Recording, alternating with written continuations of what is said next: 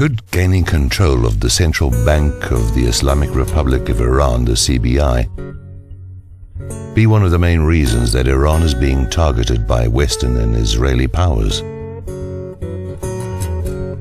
As tensions are building up for an unthinkable war with Iran, it is worth exploring Iran's banking system compared to its United States, British and Israeli counterparts. Some researchers are pointing out that Iran is one of the only 3 countries left in the world whose central bank is not under Rothschild control. Before 9/11, there were reportedly 7: Afghanistan, Iraq, Sudan, Libya, Cuba, North Korea, and Iran. By 2003, however, Afghanistan and Iraq were swallowed up by the Rothschild octopus, and by 2011, Sudan and Libya were also gone. In Libya, a Rothschild bank was established in Benghazi, while the country was still at war.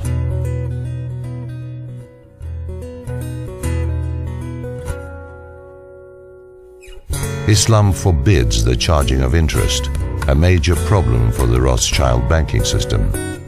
Until a few hundred years ago, charging interest was also forbidden in the Christian world and was even punishable by death. It was considered exploitation and enslavement. Since the Rothschilds took over the Bank of England around 1815, they've been expanding their banking control over all the countries of the world. Their method has been to get a country's corrupt politicians to accept massive loans, which they can never repay, and thus go into debt to the Rothschilds' banking powers.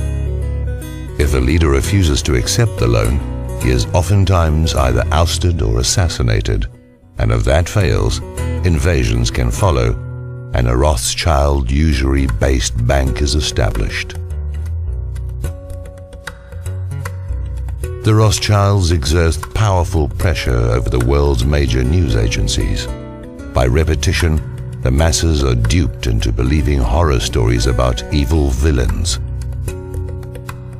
The Rothschilds control the Bank of England, the Federal Reserve, the European Central Bank, the IMF, the World Bank, and the Bank of International Settlements. Also, they own most of the gold in the world, as well as the London Gold Exchange, which sets the price of gold every day. It is said the family owns over half the wealth of the planet, estimated by Credit Suisse to be $231 trillion, and is controlled by Evelyn Rothschild, the current head of the family. Objective researchers contend that Iran is not being demonized because they are a nuclear threat, just as the Taliban, Iraq's Saddam Hussein, and Libya's Muammar Gaddafi were not a threat. What then is the real reason?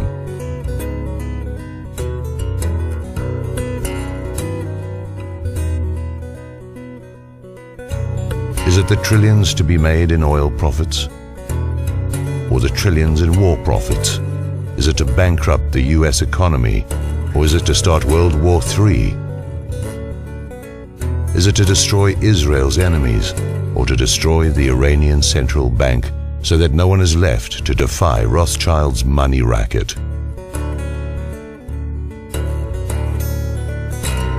It might be any one of these reasons, or worse. It might be all of them.